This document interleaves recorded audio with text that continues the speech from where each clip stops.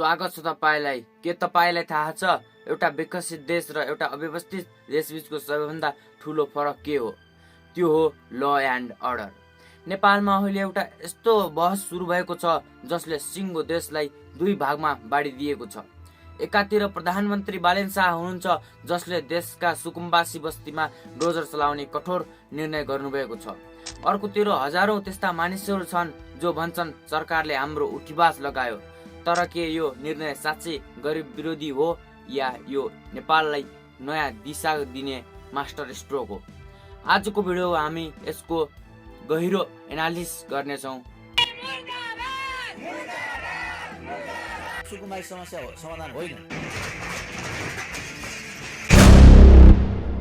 साथीहरू, यो मुद्दा बुझ्न हामीले अलि पछाडि फर्कनु पर्छ।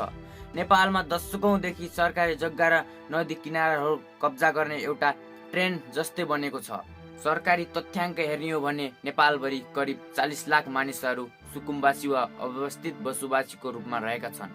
तर राजनीतिक शक्तिको आडमा सरकारी जग्गा ओगटेर भाडामा समेत लगाइरहेका छन्। बालेन शाहको मुख्य निशाना यही दोस्रो वर्ग हो।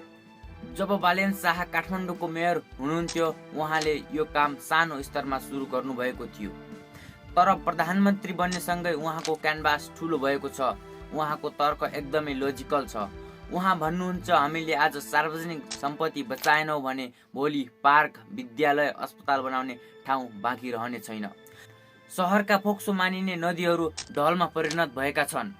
ढल निकास र बाढीको समस्या समाधान गर्न पनि यी बस्तीहरू खाली गर्नुपर्ने प्राविधिक मजबुरी रहेको छ।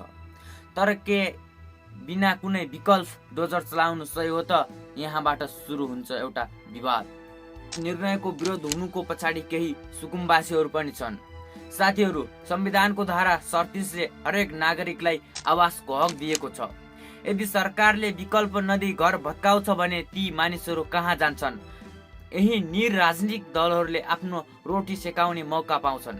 विगत 30 वर्षमा दर्जनौं सुकुम्बासी आयोग बने तर समस्या समाधान हुनुको साटो झनै बल्झिँदै गयो। किनकि यी बस्तीहरू धेरै राजनीतिक दलका लागि भोट ब्याङ्क हुन्।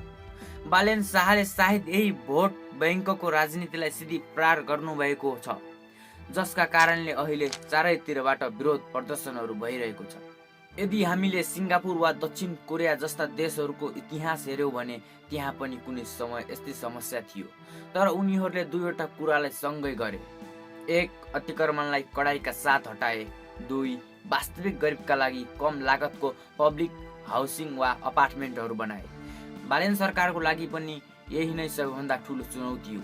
अतिक्रमण हटाउनु एउटा पाटो हो तर नागरिकको व्यवस्थापन गर्नु अर्को र उत्तिकै महत्त्वपूर्ण पाटो हो।